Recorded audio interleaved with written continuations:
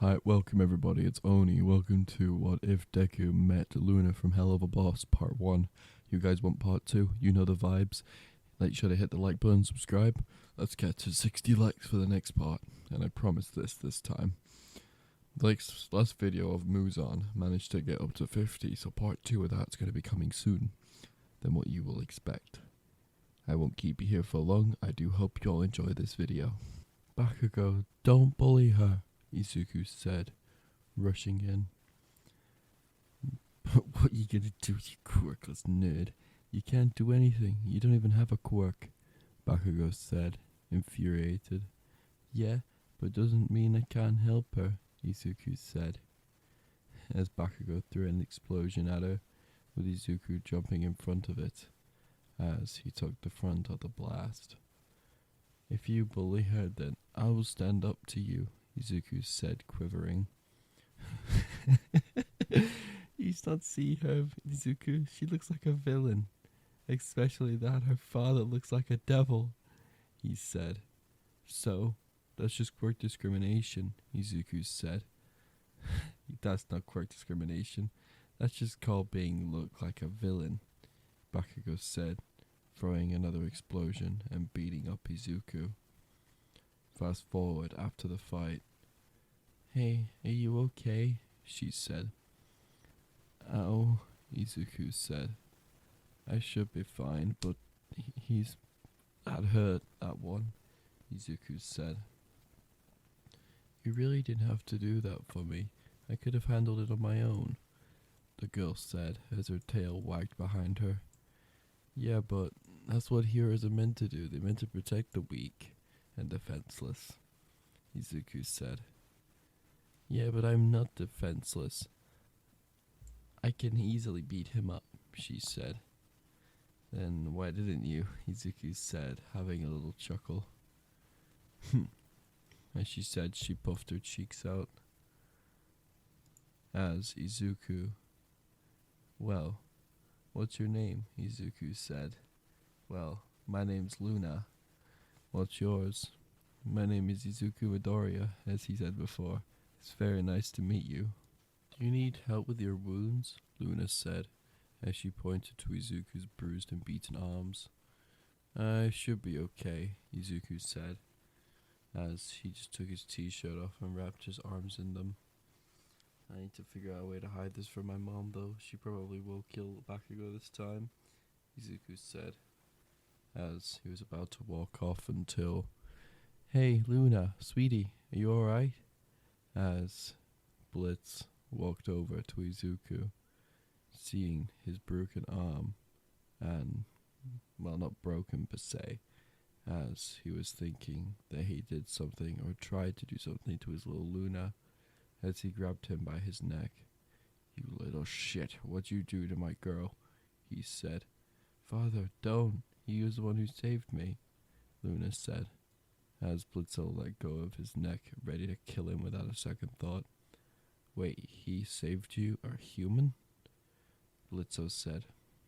Yes, he did. Now please don't hurt him, Papa, Luna said, making Blitzo stand still, shocked, rolling through his body, seeing that Luna finally called him the word that he wanted to be called for about, let's just say, 6 years by now, as Blitzo finally felt at rest and his soul left his body, well, left the chat.exe. Blitzo has crashed, as Blitzo carried Izuku over to, well, his other colleagues at the time, as they patched him up the best they could and sent him on his way. Izuku, will I ever see you again? Luna said, 'cause I'd really love to be friends. Friends? Izuku said mentally. Yeah, sure, we can always be friends, Izuku said. Fast forward 10 years later, Izuku in, well, middle school. Hello everybody. I know you all want to be heroes one day, but we have to take a pop quiz today, the teacher said, as all the class groaned. Come on, Teach, can we please just study up on heroes, please? One of the students said. You can do it after class. while we're in class, you're gonna have to do what I say at this point because the school board has got my ass about that recently, and he said I can't do that anymore. The teacher said, as the teacher pulled out aptitude tests and handed them out to everybody. Oh yeah, Midoriya. Congratulations on your last mock test, reaching 100%. Thank you, teacher. As Bakugo just scoffed, but he's not going to be a hero though, is he? As the rest of the class started snickering to themselves. As Bakugo carried on, but was cut off by the teacher. Bakugo, your grades are slipping. You should really pick them back up, the teacher said, as everyone continued to snicker, as Bakugo shouted out loud. You laugh at that again and you're all dead, Bakugo said. Well, it is true, Bakugo. As 3 hours passed as everyone was leaving for their, day's end, as Izuku met up with Bakugo once again after class and pushed him against the wall. You listen here, you listen good, nerd. If you don't pull out your application for your way, I've told you this yesterday. If you don't do it, I'll kill you, Bakugo said. Why would that be? I'm only going into the port course, not the hero course. Even if they would accept you in the hero course or even the medical course, they're still gonna kick you out anyways. I'm gonna make sure of it, Bakugo said. As Izuku flipped over his phone and showed him the recording of what Bakugo just said. Bakugo, if you say that, do that, I'll show him the video of you threatening to kill me, Izuku said. You fucking nerd, as Bakugo reached for his phone, but before he could grab it and upload it to the cloud, Izuku said. Have fun deleting it now, Izuku said. You damn bastard, Bakugo said, as he threw an explosion towards Izuku's clothes, ripping them apart, as everything throughout that bit of the timeline would happen like normal, up to, Izuku meeting All Might for the second time, of course. As for this second meeting, it wouldn't do so well as it did in canon, as All Might would just go up to Izuku and bat him on the head, like what some parents would do if their kids were in trouble. But this seemed different to Izuku, something very different, as he would actually lift his head up to see All Might scowling down at him. Kid, what you did today was very stupid. The heroes could have dealt with that, but what you have done is made it 10 times worse, and had to make me go past my limit, step in and save that kid. What? Izuku said. But if I didn't, even if you didn't act, he would already be dead, Izuku said. Yeah, I understand that. But if you let the heroes do their job, Mount Lady would have easily grabbed him, separated him, and threw him to dead arms, All Might said, as Izuku had enough and shouted at All Might. Yeah, of course that would work, even though she could said she could even fit down the goddamn path, Izuku said. And Dead Arms was just sitting there doing nothing, and same with other heroes like that as well. Kamui Woods was there. Hell, he's meant to be number 22, but he still can't do shit, Izuku said. As Izuku turned his back on All Might. You're not a hero. You're just a man who's faking, Izuku said, as he walked off. As Izuku walked off from All Might, a certain fluffy individual was looking at Izuku from a distance. Poor Izuku. Don't worry, we'll be together soon, she said. I'm sorry for leaving you this long. I didn't think hell would be different time zone to what it would be up here. As Izuku would arrive home and greet his mother the same, as he would go to his room and pass out. 3 hours later, Izuku woke up to a noise coming from downstairs. He went down carrying his bat until he saw somebody he recognized very well. Luna, Izuku said, as he rushed to her, hugging her. Izuku, I've missed you, she said, as they both hugged their for the next 3 minutes until they separated after Blitzo coughed a furious cough. As Blitzo and Maya both speed-run Izuku, grabbed him and tossed him through the door, leading Luna to follow behind. "Hey, where are we going?" As Izuku hit his head, as collapsed onto the floor. As, half an hour later, Izuku woke up, strapped to a chair. "Luna, where are we?" Izuku said. "Oh, sorry, Izuku, but we had to chain you down because your body was convulsing when we knocked you out," she said, laughing. "So, where am I?" "Oh, you're in hell," Luna said. "I'm in what?" "First off, what the fuck is that? And second of all, why am I down here?" Izuku said, frightened. "Well, you're down here because my little Luna has seen you as her mate, and you're never leaving her. You leave, you forfeit," Blitzo said, as Luna smacked him across the head and growling at him. "Shut up, Dad." "So, Izuku, would you like to join us?" Luna said. Sure," Izuku said, "as long as I don't die and visit my mum every so often. Sure, I'll join you," Izuku said. As the next day arrived, as Izuku finally awoken after his sleep, as the only thing he got out for his sleep was just Luna cuddling him throughout the night. As the morning hit, Izuku woke up to this shit every single day, but he dealt with it. As Izuku got up for his first day of training, he went downstairs to meet Blitzo for the day, but the moment he did, he had a knife thrown straight to his head, just barely missing at it, and barely missing his skull by an inch. "What the hell, Blitzo?" As Blitzo stared at Izuku with a menacing gaze. "You slept with my daughter. I can smell it on you," he said. "Okay, let's start your training. Go downstairs into the basement now. We're going to practice your aiming and your agility." As Blitzo made Izuku hold a gun for the first time, "Izuku, aim right there and aim and shoot," Blitzo said. "So how do I hold a gun?" he said.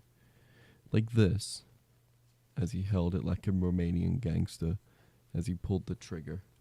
As Izuku picked up the gun and did the exact same as Blitzo, but instead of the gun staying in his hands, it fired and blew off Izuku's finger, breaking it in the process of him shooting it incorrectly.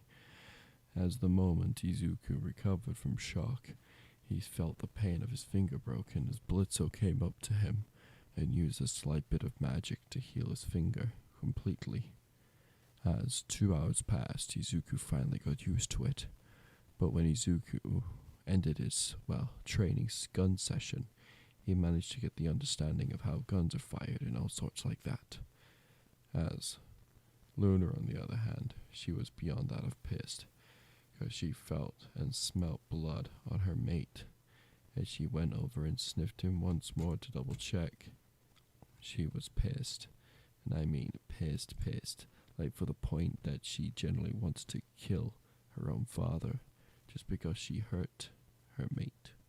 As she fondled Izuku's hair and played with it until she was satisfied and calmed down from her overdose on anger, as Blitzo intervened, saying, "It's okay, sweetheart.